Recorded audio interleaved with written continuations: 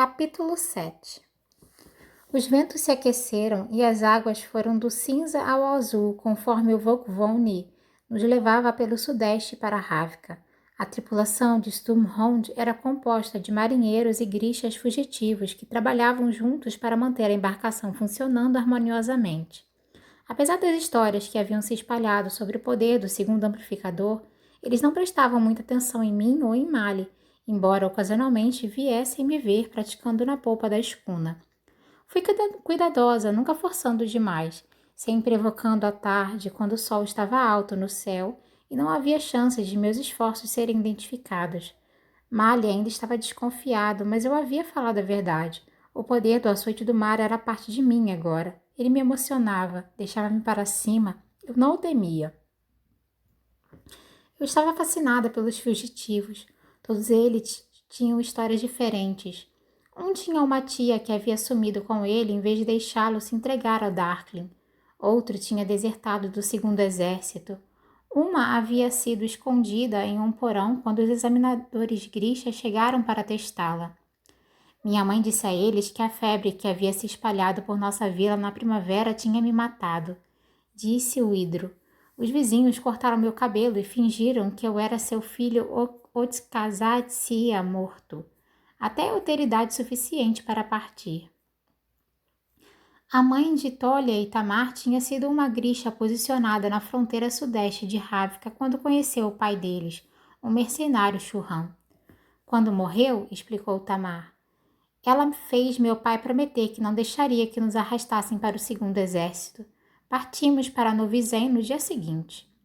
A maioria dos grixas fugitivos terminara em Novizem. Além de Ravka, esse era o único lugar onde não precisavam temer servir de experimentos nas mãos dos médicos Shu ou ser queimados pelos caçadores de bruxas figerdanos.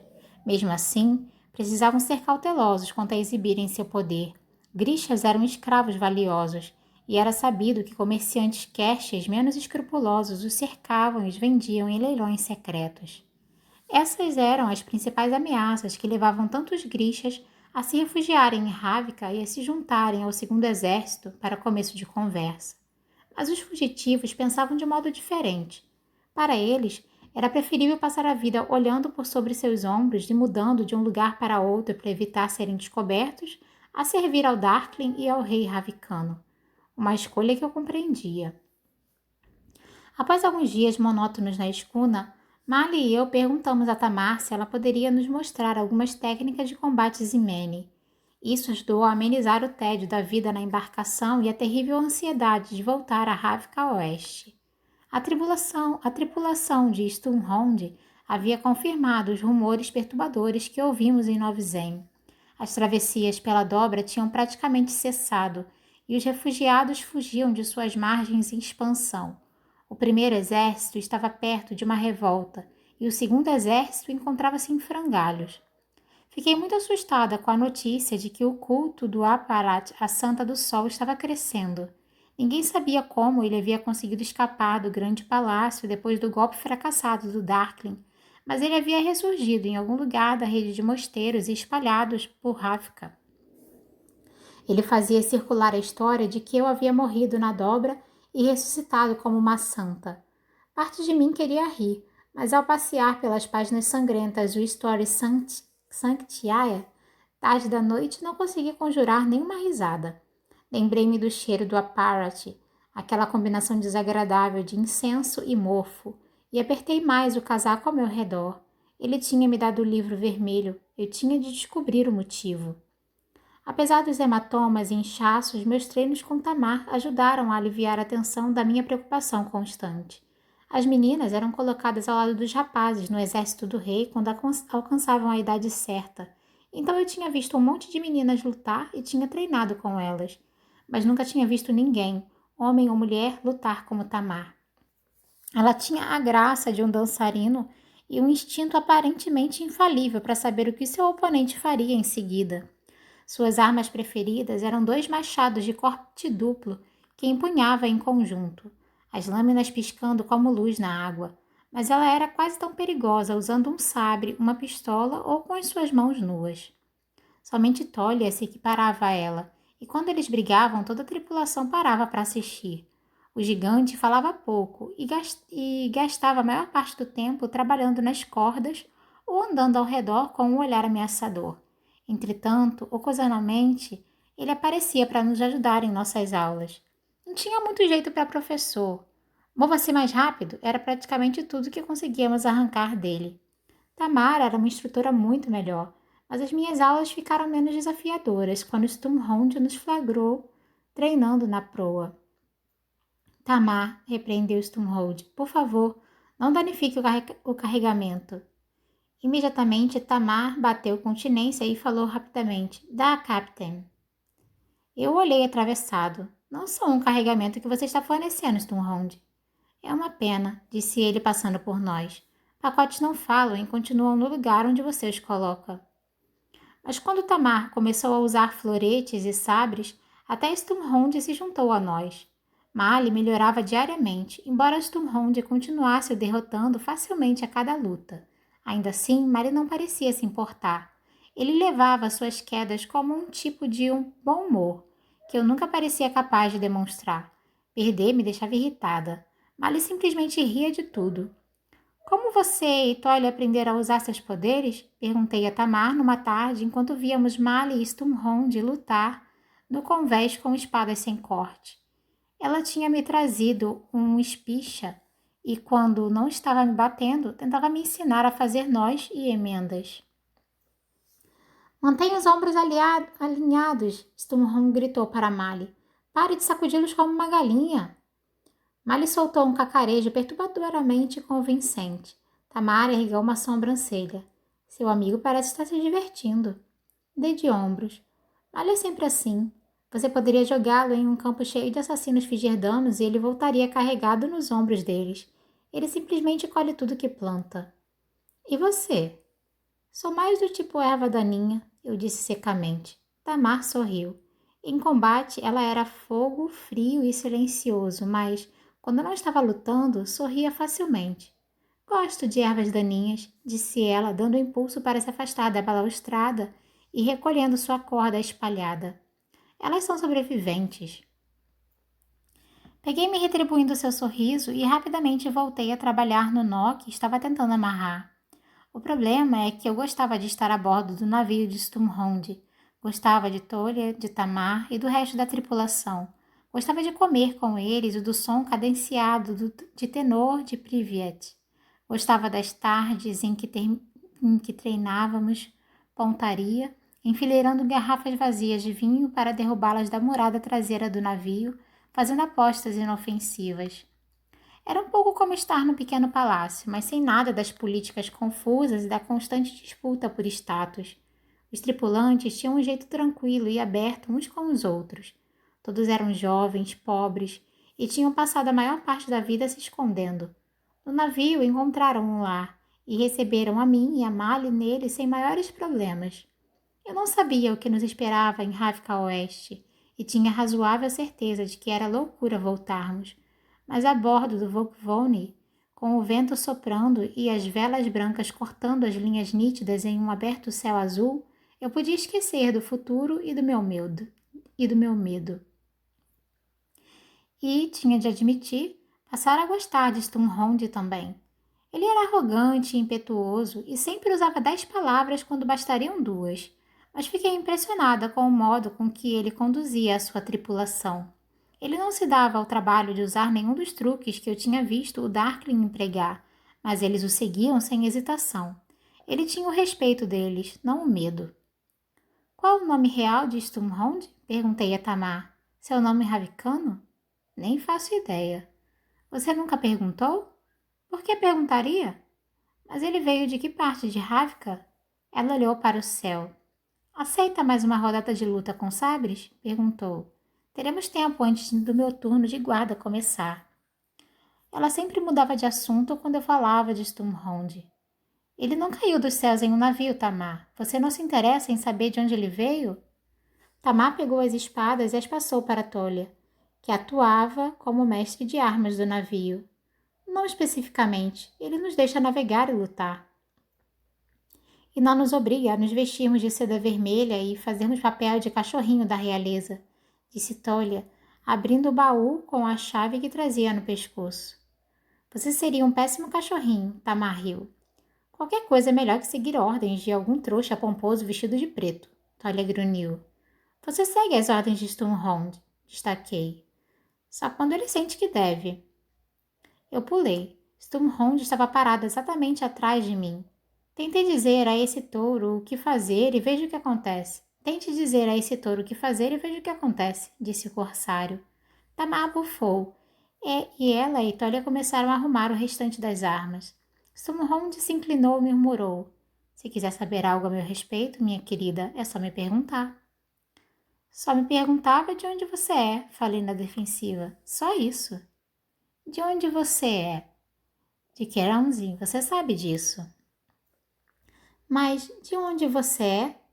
Algumas memórias obscuras passaram por minha mente.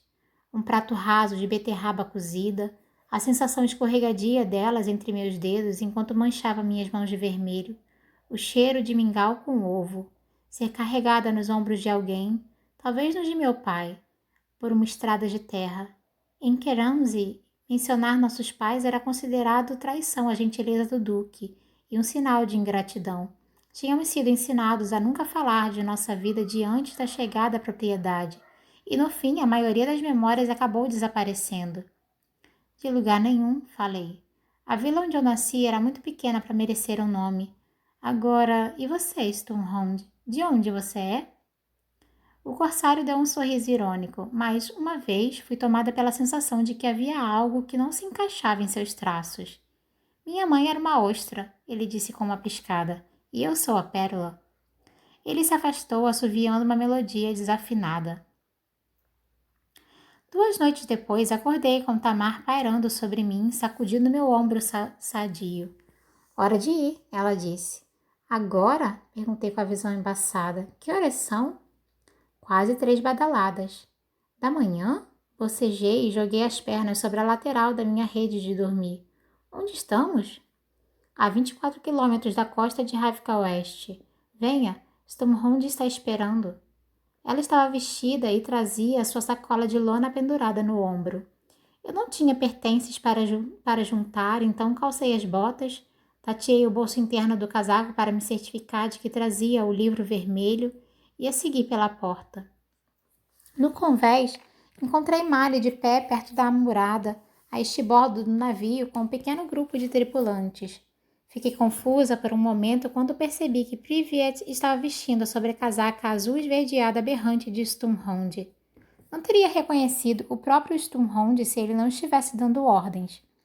Ele estava enrolado em um casaco volumoso de gola levantada, com um chapéu de lã puxado para baixo cobrindo as orelhas. Um vento gelado soprava, as estrelas brilhavam no céu e uma lua minguante parava abaixo no horizonte. Olhei as ondas iluminadas pelo brilho da lua, ouvindo o suspiro constante do mar. Se havia terra firme por perto, eu não conseguia vê-la. Mali tentou levar algum calor aos meus braços, esfregando-os. O que está havendo? Perguntei. Vamos para a terra firme. Eu pude ouvir a cautela em sua voz. No meio da noite? O Vokvone erguerá a bandeira com minhas cores perto da costa figerdana, disse Sturmhond.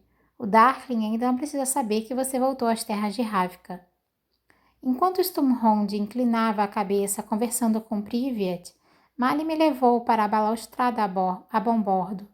Tem certeza disso? Nem um pouco, admiti. Ele pousou as mãos nos meus ombros e disse: existe uma boa chance de eu ser preso se formos encontrados, Alina. Você pode ser a conjuradora do sol, mas sou apenas um soldado que desafiou ordens. Ordens do Darkling. Talvez isso não importe. Farei com que importe. Além disso, não seremos encontrados. Vamos entrar em Ravka Oeste, encontrar o cliente de Sturmhond e decidir o que queremos fazer. Mali me puxou para mais perto. Você sempre deu tanto trabalho? Gosto de pensar em mim como alguém deliciosamente complexa. Quando ele se inclinou para me beijar, a voz de Sturmhond cortou a escuridão. Podemos deixar o chamego para depois? Quero que estejamos em terra firme antes do alvorecer. Mali suspirou. Mais cedo ou mais tarde vou dar um soco nele. E eu te apoiarei nessa tentativa. Ele me deu a mão e nós voltamos para o grupo. Sturmhond entregou a Privet um envelope selado, como uma gota de cera azul claro. Depois lhe deu um tapinha nas costas. Talvez fosse a luz da lua, mas o primeiro marinheiro parecia que ia chorar. Tolha e Tamar deslizaram para fora da balaustrada, segurando firme na pesada escada presa à escuna. Espiei por cima da lateral. Esperava encontrar um scaler comum, então fiquei surpresa com a pequena embarcação que vi boiando junto do Volkvone. Ela era diferente de todos os barcos que eu conhecia. Seus 2 cascos pareciam um par de sapatos ocos, mantidos juntos por um convés com um buraco gigantesco no centro. Mali desceu e eu o segui, pisando com cuidado em um dos cascos curvos da embarcação. Seguimos nosso caminho até ele e descemos no convés central, onde uma cabine afundada ficava aninhada entre 2 mastros. Sturmhond saltou atrás de nós. Depois girou em cima de uma plataforma elevada por trás da cabine e assumiu seu lugar no timão do navio. — Que coisa é essa? Perguntei. — Eu a chamo de beija-flor, disse ele, consultando algum tipo de mapa que eu não podia ver. Mas estou pensando em rebatizá-la de pássaro de fogo. Eu inspirei no susto, mas Sturmhond apenas riu e ordenou: cortar a âncora e soltar. Tamar e Tolha desataram os nós dos arpés que nos prendiam ao Volkvone. A corda da âncora deslizou como uma cobra viva pela polpa do beija-flor, a ponta escorregando silenciosamente para dentro do mar. Passou-me pela cabeça que precisaríamos de uma âncora quando chegássemos ao porto, mas imaginei que Sturmhond devia saber o que fazia. — Içar as velas! Gritou Sturmhond. As velas se desdobraram. Embora os mastros do beija-flor fossem consideravelmente mais curtos que aqueles a bordo da escuna, suas velas duplas eram enormes, retangulares e precisaram de 2 tripulantes para cada uma para posicioná-las. Uma brisa suave pegou as lonas e nos afastamos do Volkvone. Olhei para cima e vi Sturmhond observando a escuna deslizar para longe. Não podia ver seu rosto, mas tinha a ligeira impressão de que ele estava se despedindo. Ele se sacudiu, depois gritou: Aeros! Havia um Grisha posicionado em cada casco. Eles levantaram os braços e o vento aumentou ao nosso redor, inflando as velas. Sturmhond ajustou nosso curso e pediu mais velocidade. Os aéreos obedeceram e o barquinho estranho avançou. — Peguem isso, disse Sturmhond. Ele largou um par de óculos no meu colo e jogou outro para Mali. Eles pareciam similares aos usados por fabricadores nas oficinas do pequeno palácio. Olhei em volta. Além de Sturmhond, toda a tripulação parecia usá-los. Nós os puxamos sobre nossas cabeças. Fiquei agradecida por eles. Segundos depois, quando Sturmhond pediu ainda mais velocidade, as velas sacudiram no cordame acima de nós e senti uma pontada de nervosismo. Por que ele tinha tanta pressa? O beija-flor acelerou pela água, seus cascos rasos duplos deslizando de onda em onda, parecendo mal tocar a superfície do mar. Segurei firme no meu assento, meu estômago pulando a cada sacudida. — Muito bem, Aeros, comandou Sturmhond. Levem-nos para cima, marinheiros, para as asas, ao meu comando. Eu me virei para Mali. O que isso significa? Levem-nos para cima. 5! Gritou Sturmhond. A tripulação começou a se mover no sentido anti-horário, puxando as cordas. 4! Os aéreos abriram mais as mãos. 3! Uma explosão aconteceu entre os 2 mastros e as velas deslizaram ao longo de seu comprimento. 2! Erguer! Gritaram os marinheiros. Os aéreos ergueram os braços em uma arremetida geral. 1! Gritou Sturmhond. As velas se esticaram para cima e para fora, estalando ao se encaixar muito acima do convés como 2 asas gigantescas. Meu estômago se revirou e o impensável aconteceu. O beija-flor voou. Agarrei meu assento, murmurando orações antigas enquanto resfolegava, apertando os olhos enquanto o vento me acertava o rosto e subíamos pelo céu noturno. Sturmhond ria como um lunático. Os aéreos gritavam um para os outros numa algazarra, certificando-se de manter a corrente de ar constante. Pensei que meu coração atravessaria meu peito. Pelos santos, pensei nauseada. Isso não pode estar acontecendo. Alina! Gritou Mali sobre a corrente de vento. O quê? Forcei a palavra por meus lábios, firmemente cerrados. Alina, abre os olhos, você tem de ver isso. Dei uma sacudida curta de cabeça. Isso era exatamente o que eu não tinha de fazer. A mão de Mali alcançou a minha, envolvendo meus dedos congelados. Apenas tente. Respirei trêmula e forcei as pálpebras a se abrirem. Estávamos cercados de estrelas. Acima de nós, lonas brancas se esticavam em 2 arcos amplos, como as curvas tensas do arco de um arqueiro. Eu sabia que não devia, mas não pude deixar de esticar o pescoço sobre a borda da cabine.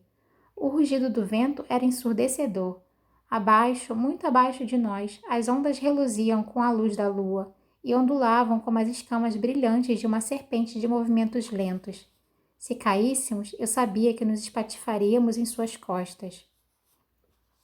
Uma pequena risada, algo entre a euforia e a histeria, explodiu dentro de mim. Estávamos voando, voando. Malha apertou minha mão e deixou escapar um grito exultante. Isso é impossível! Gritei. Sturmhond comemorou. Quando as pessoas dizem impossível, geralmente querem dizer improvável. Com a luz da lua refletida nas lentes de seus óculos e o casaco sacudindo ao seu redor, ele parecia um completo maluco. Tentei respirar. O vento estava ficando constante. Os aéreos e a tripulação pareciam concentrados, mas calmos. Devagar, bem devagar, o nó em meu peito afrouxou e comecei a relaxar. De onde veio essa coisa? Gritei para Sturmhond. Eu a projetei, e a construí e quebrei alguns protótipos. Engoli em seco. Quebrar era a última palavra que eu queria ouvir.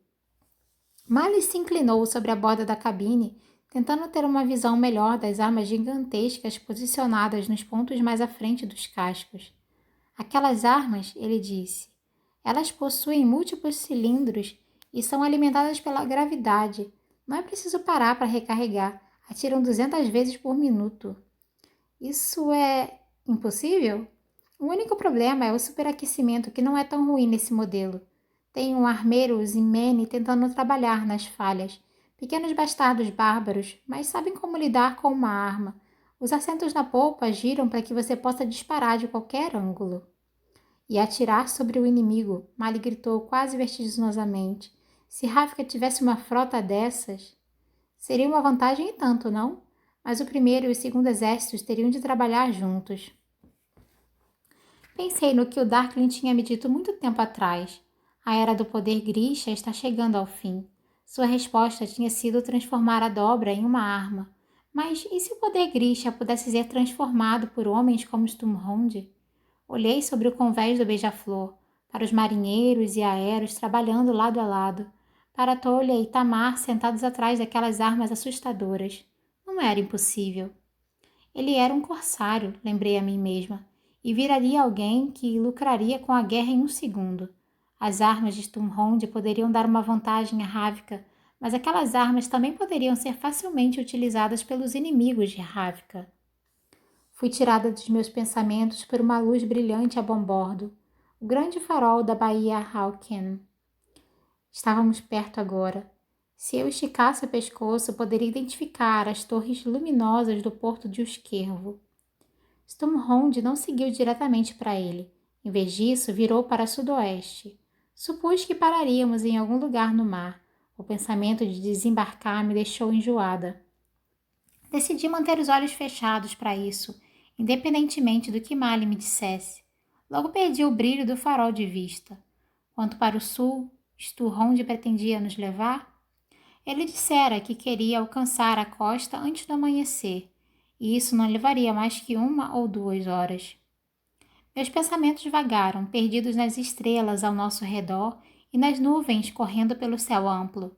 O vento noturno pinicou minhas bochechas e pareceu passar direto pelo tecido fino do meu casaco. Olhei para baixo e engoli um grito. Não sobrevoávamos mais a água, sobrevoávamos o solo, terra firme e implacável. Puxei a manga de Mali e apontei freneticamente para o campo abaixo de nós, pintado em tons de preto e prata iluminados pela lua. Stormhound! Gritei em pânico. O que você está fazendo? Você disse que nos levaria para o esquervo, gritou Mali. Eu disse que os levaria para encontrar meu cliente. Esqueça isso, charaminguei. Onde vamos aterrissar?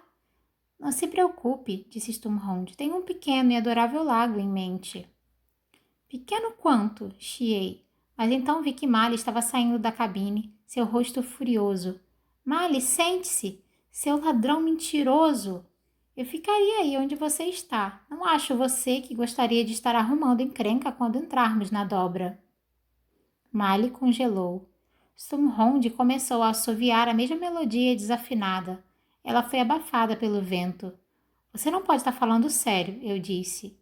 Geralmente não, disse Stormhound. Tem um rifle preso em seu assento, Oretsev. Talvez você queira segurá-lo, só por via das dúvidas. Você não pode levar essa coisa para a dobra, Mali berrou. Por que não? Até onde sei, estou viajando com a única pessoa que pode nos garantir uma passagem segura. Cerrei os punhos, a raiva de repente tirando o medo da minha mente. Talvez eu deixe o Volcra pegar você e sua tripulação para um lanchinho noturno. Stormhound manteve uma mão na roda do leme e consultou seu relógio. Está mais para o café da manhã antecipado. Realmente estamos atrasados. Além disso, disse ele, é um longo caminho até lá embaixo, mesmo para uma conjuradora do sol. Olhei para Mali e vi que sua fúria devia estar espelhada em meu rosto. A paisagem ia passando abaixo de nós em um ritmo assustador. Eu me ergui tentando ter uma ideia de onde estávamos. Pelos santos, praguejei. Atrás de nós havia estrelas, a luz da lua, a civilização. À nossa frente, nada. Ele realmente faria isso. Estava nos levando para a dobra. Atiradores, em seus postos! Gritou Stormhound. Aéreos, mantenham-se firmes. Stormhound, eu vou te matar! Gritei. Dê meia volta agora mesmo. Quem dera eu pudesse obedecer. Temo que, se você quiser me matar, terá de esperar até aterrissarmos. Pronta? Não! Reclamei. Mas no momento seguinte estávamos na escuridão. Ela não era igual a nenhuma noite conhecida. Uma escuridão perfeita, profunda, antinatural, parecia se fechar ao nosso redor em um aperto sufocante. Estávamos na dobra.